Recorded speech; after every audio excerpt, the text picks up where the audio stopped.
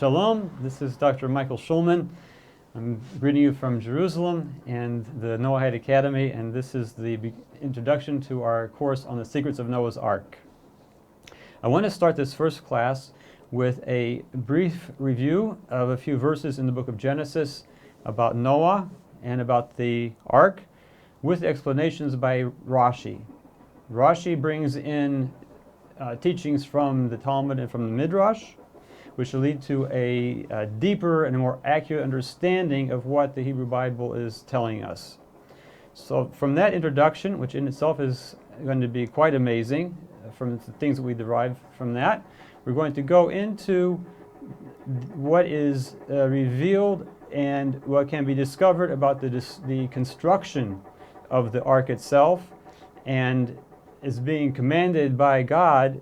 As you might well anticipate, there are divine revelations within the understanding of the construction of the ark itself.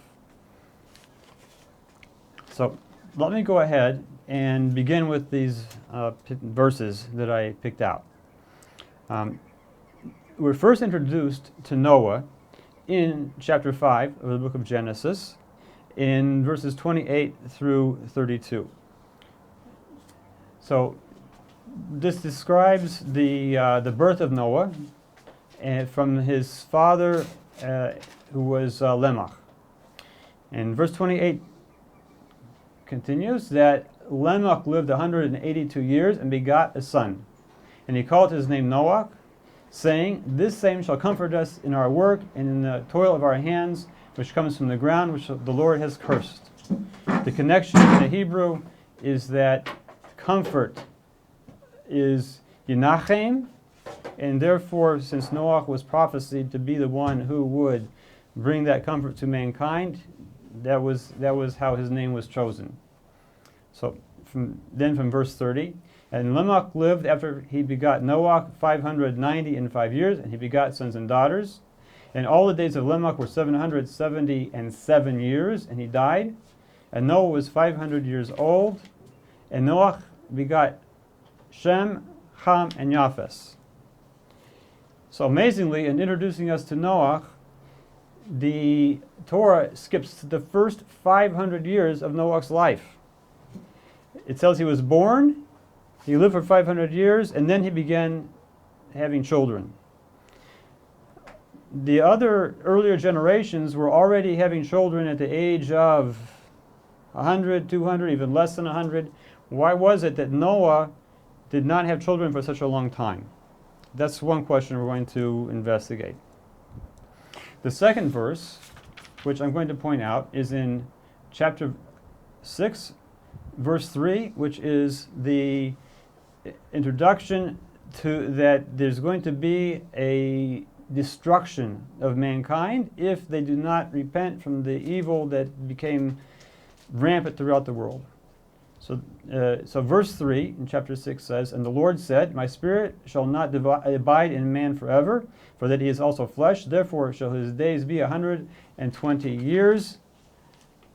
This is giving a decree that from when the time that God said this, there would be a destruction at 120 years later if the people did not repent. And this was actually the prophecy to Noah that the flood would be coming and that he should begin building the ark. Then, for the convergence of the life of Noah to the occurrence of the flood, we have that in chapter 7 in verse 11, which says, "In the 600th year of Noah's life, in the second month, in the 17th day of the month, in the same day were broken all the fountains of the great deep, and the windows of the heaven were opened." At that point, Noah had already finished constructing the ark, and he was 600 years old. So now let's look at what these verses reveal to us. From the comparison of the verse in chapter 5 and the verse in chapter 7, what we find out is at the time of the flood, Noah's oldest child, who was Japheth, was 100 years old. He began having children when he was 500. That was the birth of Japheth. And then the flood came 100 years later. The other children were born in sequence. Shem was born 2 years later, so Shem, who was the most righteous child from whom Abraham was descended, he was 98 years old at the time of the flood. So the statement that the flood would come in 120 years if people didn't repent was a prophecy to Noah, and it came 20 years before his oldest child was born. And that was when God told him to begin building the ark. So we see that Noah was involved by himself with the beginning of the construction of the ark for 20 years, but then his child was an infant. So by the time that his children reached the age of their teens and perhaps getting married, when he would actually begin to have some help from them, there were over 30 years when he was involved in the construction by himself. But then from that point on, when you would think that they were forming a team, would it really take 85 or so years to build the ark? Couldn't they have constructed it in a shorter amount of time? So if we go back to the explanation by Rashi on the first verse, which I pointed out in chapter 5, we see a very amazing thing. The explanation by Rashi on verse 32, that Noah was 500 years old when he began having children, Rashi explains that Rabbi Yudan, this is quoted from the Midrash, said, "What is the reason that all the generations begat children at the age of 100 years old, and this one, Noah, at the age of 500 years old? The Holy One, blessed be He, said that if they, the children of Noah, would turn out to be wicked, they would be lost in a flood, and it would be bad for this righteous person to lose his children." How can that be explained? Because, as we know, in our times, there's an age of majority when a human being becomes liable for his actions in a legal sense. And for both Jews and non-Jews, that's the age of physical maturity. The age of 13 for boys, the age of 12 for girls. That's what we have the concept of a bar or bat mitzvah. That if a child sins before that age, it's considered to be not responsible. But above that age, he can be taken to a court and tried as an adult. In the earlier years of creation, when people lived for hundreds, 700, 800, 900 years old, the age of majority was 100 years old. So, all the children of Noah did not reach their age of majority before the flood, so that if they had committed any sins, they would not be liable. Okay.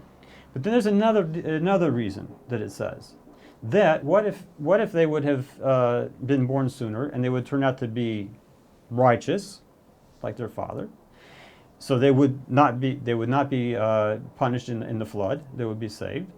So what did God say? That if they would turn out to be righteous before the time of the flood, I would have to trouble Noah to make many arks. That if his 3 children would be righteous in judgment before the flood, Noah would have had to build an ark for himself. He would have to build an ark for Japheth, one for Shem, and one for Ham. Why couldn't he have helped from all of them to build one ark, and they would all be saved in the one ark? So here we see that there's a deep spiritual connection between Noah and the ark in the spirituality that it represented, coming from God, could only be built by Noah. And therefore, the other children were only minimally involved in the construction. They were really involved in other things. As the Midrash says, that for example, Shem, the most righteous of all the children, he was a prophet, and he was involved in going out into the world during the 98 years of his life before the flood, trying to convince the people of the generation that they should repent. That was his main activity, not being involved with his father in building the ark. So now let's find out what the Torah teaches about this special connection between Noah and the ark. Okay. Noah was the special tzaddik, the special righteous person of the whole generation. What does that entail? What does that mean? If you look into the book of Proverbs in chapter 10, verse 25, the verse says, "When the whirlwind passes, the wicked man is no more, but the righteous is the foundation of the world." This could be an obvious reference to what happened in the time of the flood, that all the wicked were swept away in the storm of the flood, but Noah provided the foundation for saving mankind. And this was not just in a spiritual sense, it was in a literal sense. Okay? So, when we are first introduced to the qualities of Noah, which is in chapter 6, verse 9, it says, God testifies that Noah was a tzaddik. Noah was a perfectly righteous person. The verse that I quoted in Proverbs, when it says that the tzaddik is the foundation of the world, in Hebrew is tzaddik yesod olam. That yesod is the word for foundation. But if you have learned a little bit more into the spiritual teachings, you know that yesod is one of the 10 divine attributes. Yesod is the attribute that's called foundation, meaning it's the foundation of all the other attributes. And the actual meaning of it is more towards bonding. The quality within the soul of one person being able to bond with another thing, or a person being able to bond with a concept or a conviction that it will come from his intellect into his actions. This is the quality of yesod, of bonding. And what it does is it takes all the higher attributes, the intellectual attributes and the higher emotional attributes of love, judgment, mercy, striving to be victorious, striving to be sincere, and so on. All of these qualities have to be expressed in actions, and it's a quality of Yesod that brings those attributes into the realm of what we call Malchus, kingship, which is the actual expression of those attributes in the world. So this was the function of Noah and the ark. Noah representing this foundation, and the ark representing the vessel in which Noah's qualities would be able to be contained, and it would become like a vessel to preserve the world. The analogy is like the implantation of an embryo into a womb. That the quality of Yesod, which is, as we said, the bonding, the connection between the mother and the father, that occurs, and the embryo is a seed is implanted in the womb, and it's in the womb that the embryo develops and takes on its personality and physical characteristics, where eventually, after 9 months, it can be revealed into the world as the birth of a child. And likewise, Noah was taking like an embryo of humanity and all the animal life into the ark, where it would develop spiritually while it was sealed in there during the time of the flood. And when the flood finished, the ark opened, and humanity and all of the creatures were like reborn into the world with a new and higher identity because of the spirituality they had experienced in the ark. where they actually had the revelation of God's divine presence. And it was a time almost like the Messianic era when we have the prophecy that the lamb and the wolf will dwell together in peace. That was the type of peace, a messianic type of peace that was permeating the atmosphere within this sort of womb of the ark. Now let's go on and look into the actual construction of the ark from an engineering standpoint. But again, we're talking about a construction that's commanded by God, right? So you can expect that the construction of the ark is going to express some godliness. Right? So the dimensions of the ark that are given in the Torah are that it was 300 cubits long, 50 cubits wide, and 30 cubits tall. Now, if you take those dimensions and you find out what's the volume of the ark, you take 300 times 50 times 30, it comes out to 450,000 square cubits. That is 45 times 10,000. If you have looked into a little bit into the spiritual teachings about God's name in the special tetragrammaton of 4 letters, which we do not pronounce, it has a value in the gematria of 26. But you can fill it with, you can spell out the letters of God's name in different ways, and those represent different levels of godliness. And if you fill in the writing of those letters with the letter Aleph, which is 1, you get 45, which is the name of, we say Ma, Mem, He, which is the representation of godliness as it comes from the hidden supernal levels into revelation in the highest level of Atzilus. So you have the representation of God's name times 10,000. 10,000 is 10 to the 4th power, and we know that there are 10 godly attributes on every one of the 4 worlds, and each higher world becomes the soul enclosed within the lower world.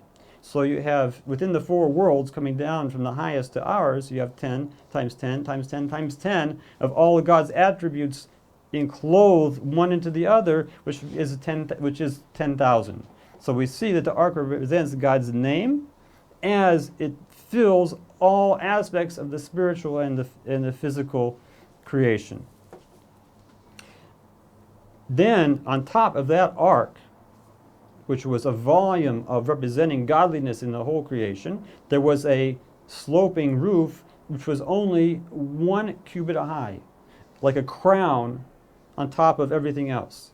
It's representative of in the chaining down of the worlds. There's a level of Keter, crown, which is God's will and God's pleasure in the creation, which is like a umbrella over everything that happens by divine providence within all the worlds. Now the question you would ask is, okay, maybe it's a nice story, but would such an ark built to those dimensions, would it be worthy and capable of sailing, in the seas? So